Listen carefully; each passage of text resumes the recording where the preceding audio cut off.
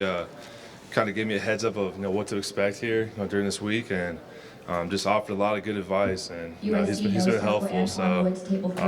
USC just knows kind Dr. of Antoine Woods, table before I 3. came, just he just wanted me to inform me on what to look out for, and what to do, and how to go about it. So it's been very helpful. He's a good friend. Just be yourself. When you meet with these teams, they want to know who you are. Don't try to put a face on. Just be relaxed and be as confident as you can, and just be yourself. Nick, what's this process like for you? There's not many jobs where you have a public job that can be like this. Broadcast across the country. You've got the public media here. What's it like for you? You definitely don't do this every day. It's definitely been a great experience so far. Just meeting all these other teams, and especially all the guys that are here, that you played against, and that you hear about on TV, and get to work out with them, meet with them, and just spend the whole week with them. It's been good so far, and I'm just excited to work out tomorrow. So that's what I've been waiting for. I know you're obviously close to Coach Hinton. I know it's a business, but it's kind of disappointing to see. Maryland defensive tackle Quentin Jefferson, table 5. Maryland defensive tackle Quentin Jefferson, table 5. I know it's a business, but it's kind of disappointing to see him maybe touch the side like that. Yeah, me and Coach Hinton, we have a great relationship, and I feel like he's one of the main reasons why I'm here today. He developed me into a great football player, and it's sad to hear the news, but there's a reason for it, and I just got to support Coach Meyer and the decision he made. He's a heck of a coach, and I'm sure what he's doing is going to be what's right for the program. So, but just kind of sad to see him having to step down, but I'm sure it's what's good for the program. Nick, one of the difficult things, if there's talking about playing at Ohio State, one of the difficult things is there aren't necessarily a bunch of reps to go around, a bunch of catches to go around. Has that been an issue with any of the teams you've talked to so far about maybe wondered why you don't have maybe more catches, more receptions than you did this season just because of the number of guys? Has that been an issue with anybody?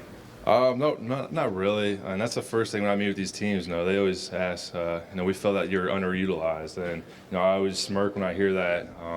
But we have so many threats, at Ohio State, and it's kind of hard, to spread the ball around to every one of us. And we obviously had a great running back in Zeke and a great offensive line, and we just ran the ball a lot because we had so much success at it.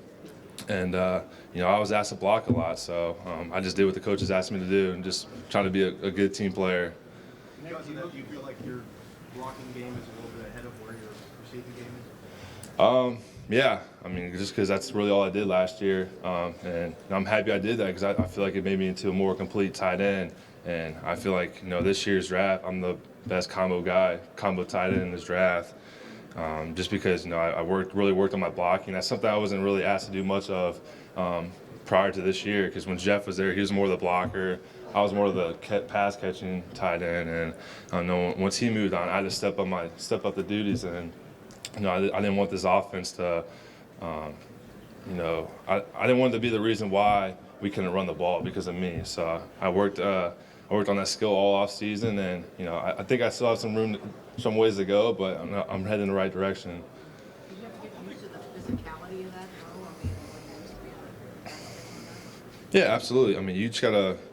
You gotta bring your stuff every play. You're going against guys that sometimes are bigger than you, and when it's that way, it's all about technique and bringing your power and have those power angles. So that's something I really worked hard on this past season, and I think I developed that skill a lot, but I feel like I still have ways to go, and I'm excited of what can happen.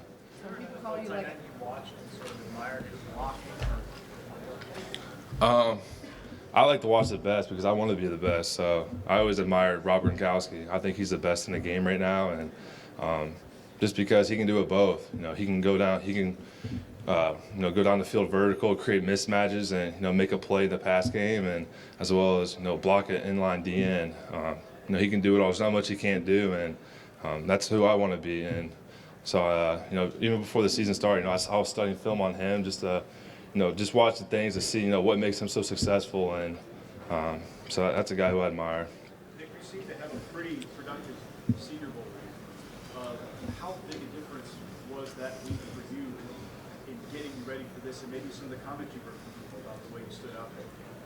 It was huge, and I went in there. I did everything I had to do, just because, like you said, I didn't get those opportunities at Ohio State, this past season, and I think people might have forgot that, that I can't catch the ball. So I just had to go out and prove that again. Got a few balls down the seam, and in practice, I got pretty much made just about every play that was, that was thrown my way, and it was huge. Especially going against that competition. Those are the best seniors in the country. And, I think I did really well and did what I had to do. You're not only here yourself, you're here with 13 teammates, and there are 2 teammates who are from the same town.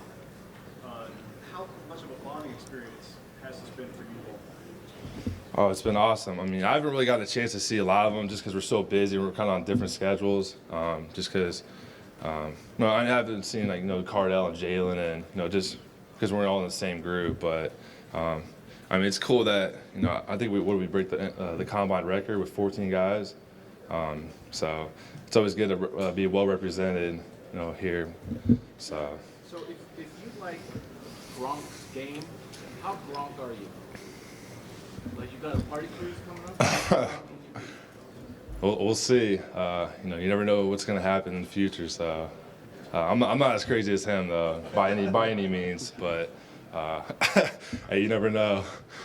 It feels like though every athletic tight end who can, go up and make some plays in the passing game and stuff, that's the guy who you get compared to. But do you really see similarities, sort of in body type and the kind of plays that he's the best? But do you think you can be that kind of player?